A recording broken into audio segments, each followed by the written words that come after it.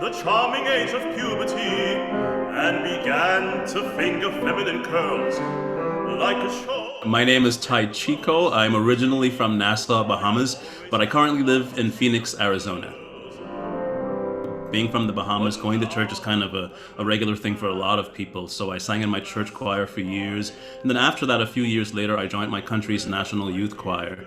And we traveled the world, saw lots of different places while I was a part of the group.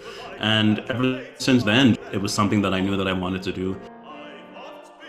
I love the intimacy that musical theater offers. Not necessarily less voice, but it allows you really to tap into the acting parts of things. I wanted that challenge. I wanted to push myself to find new layers. So my opening piece, Where is the Life That Late I Led, that's filled with complex characterizations.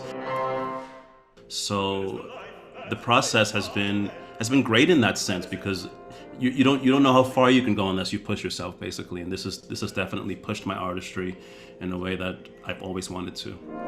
This meadow is as far as I can see. I always tell myself that I'm a creative person, so that opens so many doors for me to do different things, even if one door closes. So being on the stage hasn't been a thing for a year, but during the pandemic, I started a baking company. Mainly breads and cinnamon rolls. Yeah, those are my two main sellers. And they say there's an art. I'm more of an entrepreneurial musician than I am a performer. I love doing both, don't get me wrong. My anger overcomes me and I kills him dead. But I'm in the process of finding ways to start a youth theater for youth with disabilities, physical disabilities.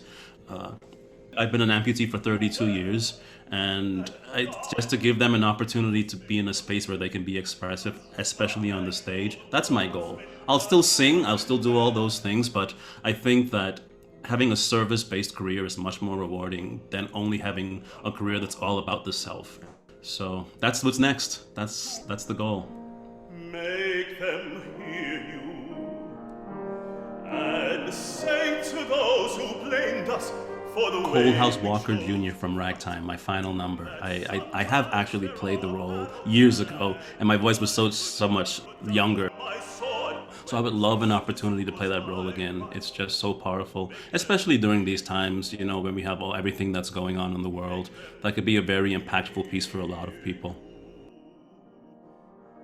This amputee camp that I volunteer for, every year I bring about 100 kids free of charge who all have limb loss or limb difference to just be outside for a week doing ropes courses, rock wall climbing, all the adventurous things that a lot of amputees think they can't do because they might feel limited. And we give them that experience to let them know that this is possible. And that's what gives my life purpose. And to have music kind of sit within that has been great. So this competition for me is more about what I can do for other people moving forward.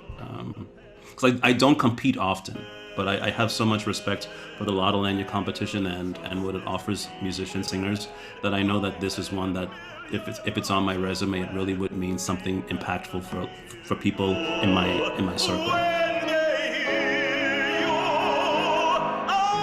I'm just very grateful, honestly. Just to get into the semifinals of this competition has been incredible, and it shows that, like I tell my kids, anything really is possible, man.